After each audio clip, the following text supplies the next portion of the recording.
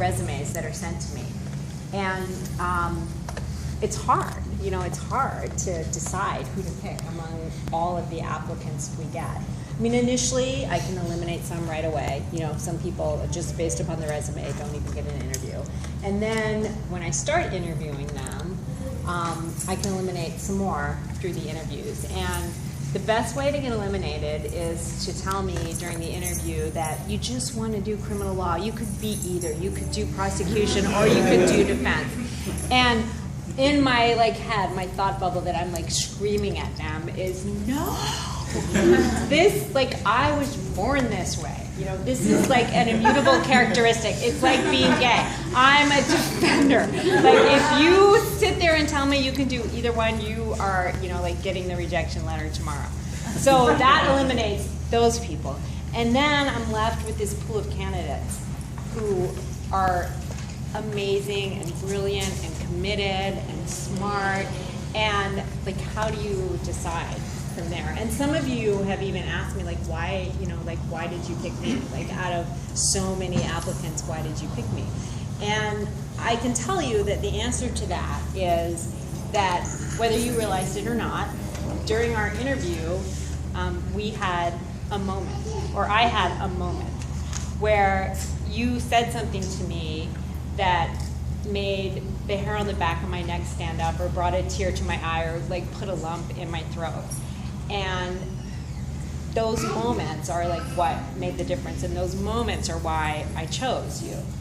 And I was going through, this week I was going through my notes from our interviews, and I just wanted to share with you some of the things that you said during the interview that made a difference.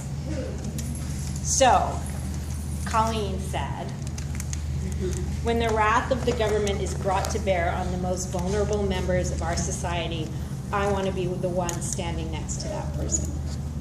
And that's yes. Cheers. Drink to that.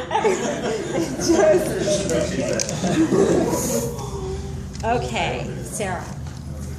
Sarah said to me during the interview, no one should be locked in a cage. Prison is inhumane and counterproductive. It humiliates me as a citizen of this country. Drink to that. We'll drink to that. Okay, Carson. Carson said, it's my heartfelt belief that crime is a function of poverty and poverty is a function of racism. I love that, Carson. I was like, you're in. Joe. Joe said, I'm driven by a commitment to protect people from the vengefulness and injustices of our broken criminal justice system.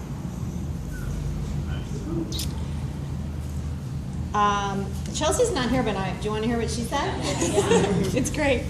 She said, the system is irreparably broken, and I believe that prosecutors are severely misguided people. Which I loved, right? We'll drink to that. Okay. And last but not least, Adam. Adam said, very simply, I have a deep repulsion for the system. I'm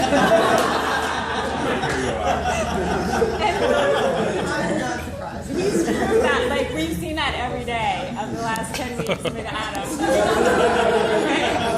Yeah. So I always like to say that when you're looking at any law school class, you can tell which ones are going to be the public defenders. And that's because they have the hardest heads and the softest hearts. And that was true of every single one of you. You know, that's part of why you were chosen, and that's part of what I saw in you as you developed this summer over the last 10 weeks. I mean, you're fearless, and you'll go to bat for any client and go to the mat for your client, and you also have the softest hearts. And the reason you're being so fearless and doing that hard stuff and having a hard head is because of the softness in your heart and how you feel about these people that we represent that no one else cares about. So, you know, when I get deflated or depressed or upset about something that the Supreme Court just did to further erode the Fourth Amendment, or when a prosecutor has, said for the 100th time something really nasty to vilify my client, it buoys me to know that all of you are going to be doing this work. It's like this rope that you throw me and I pull myself back up, and it warms my heart to look around this room and know that this is the future of public defense. And so I just want to express to all of you our undying gratitude for all the work you did this summer, and to tell you that you were worth every penny we paid you.